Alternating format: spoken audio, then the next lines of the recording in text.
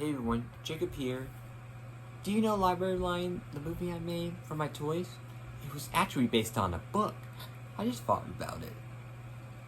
And today, I'm going to read you this book. And it's called Library Lion. And it's by Mitchell Knudsen and illustrated by Kevin Hawks. Ready to read it with me? Alright, here we go.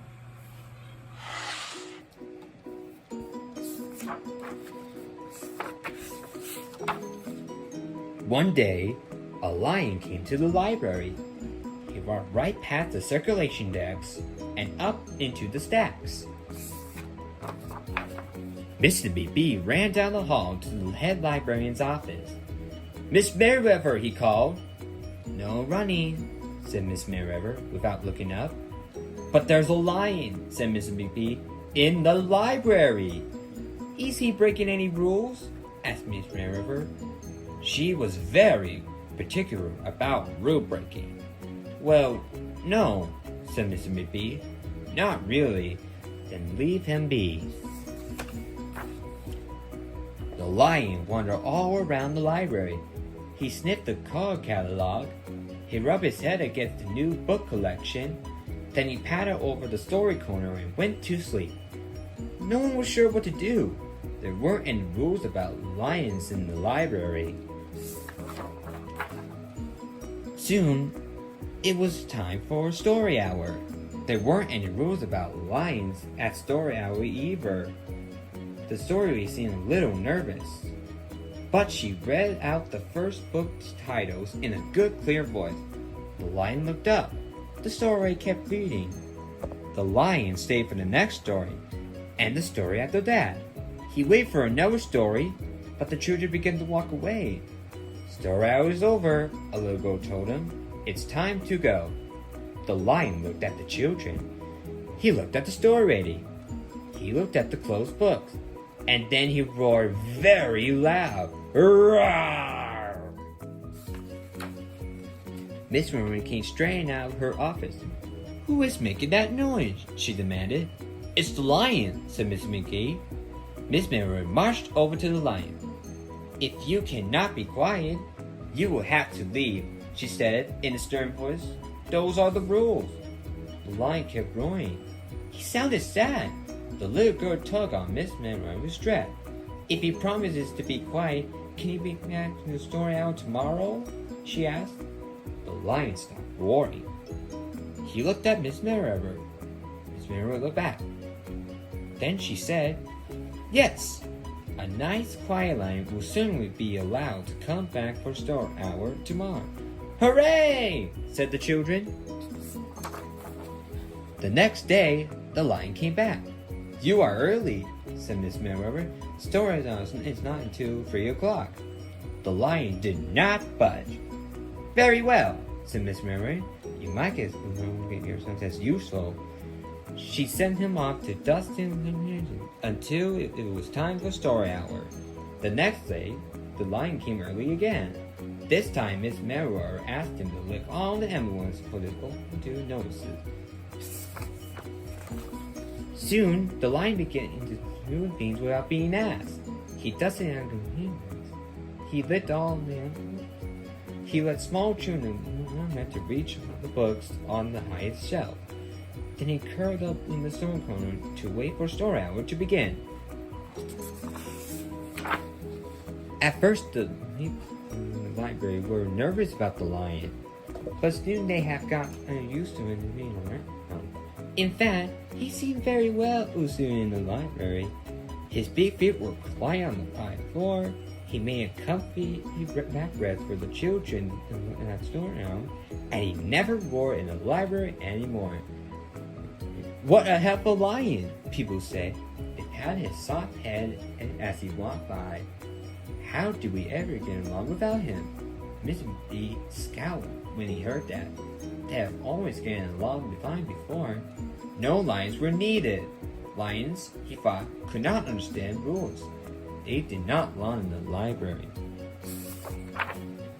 One day, after he dusted all the commitments and licked all the envelopes and helped all small children, the lion padded down into the hall to Miss Monroe's office to see what else there is to do. There was still some time to let the story outward. "Hello, Lion," said Miss Monroe. "I know something you can do. You could bring the book back to the stash for me. Let me just get it down from the shelf." Miss Monroe stepped onto the step stool. The book was just about out of reach. Miss Monroe stood on her toes. She stretched out her fingers. "Almost there," she said. And Miss Monroe stretched a little too far. "Ouch," said Miss Monroe softly. She did not give up. "Mr. McBee," she called after a minute. "Mr. McBee!" But Mr. McBee was at the circulation end. He could not hear her calling. "Lion," said Miss Monroe, "please don't get Miss McBee." The lion ran down the hall. "No running," Miss Monroe called after him. The lion put his big front paws on the writing desk and looked at Mr. McBee. "Go away, Lion," said Mr. McBee. "I'm busy." The lion lied. He pointed his nose and Miss Monroe's desk. Mr. McBee ignored him. Finally, the lion knew the only thing that he could think of doing.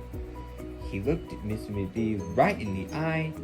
Then he opened his mouth very wide, and he roared the loudest roar he had ever roared of his life. Roar! Mr. McBee gasped. "You're not being quiet," he said to the lion. "You're breaking the rules." Mr. McBee walked down the hall as fast as he could. The lion did not follow him. He had broken the rules. He knew what that meant.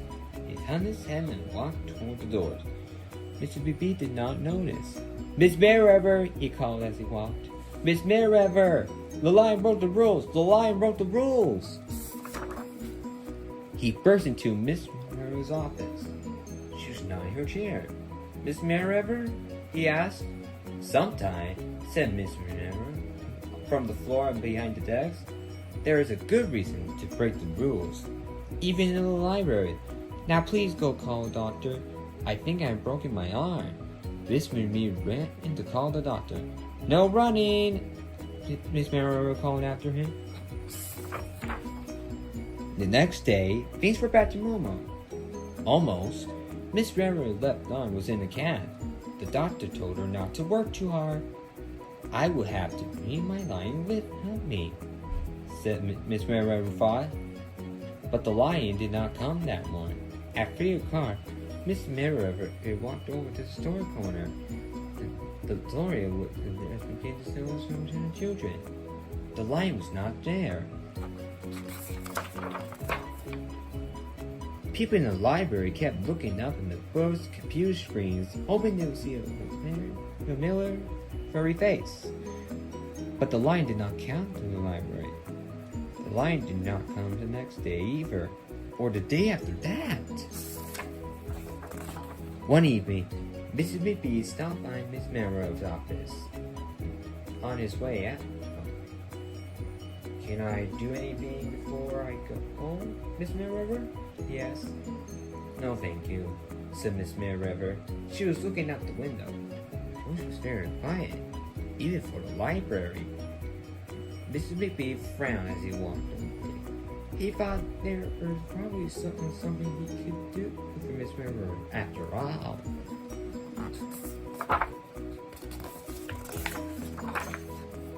Mrs. McBee left the library, but he did not go home. He walked around the neighborhood. He looked on the car. He looked behind bushes. He walked in backyards and trash cans and tree houses. Finally, he circled all the way back to the library. The lion was sitting outside, looking in through the glass doors. "Hello, Lion," said Miss McBee. The lion did not turn around. "I thought you might like to know," said Miss McBee, "that there's a new room in the library. No rolling around unless you have a very good reason. Say if you're trying to help a friend who's been hurt, for example." The lion's ears twitched. He turned around, but Miss McBee was already walking away. The next day, Mrs. Beebe walked down the hall to Miss Meriwether's office. "What is it, Miss Beebe?" asked Miss Meriwether in her new, sad, quiet voice. "I thought you might like to know," said Miss Beebe, "that there is a lion in the library." Miss Meriwether jumped out from her chair and ran down the hall. Mrs. Beebe smiled. "No running," he called after her. Miss Meriwether didn't listen. Sometimes there was a good reason to break the rules, even in the library. The end.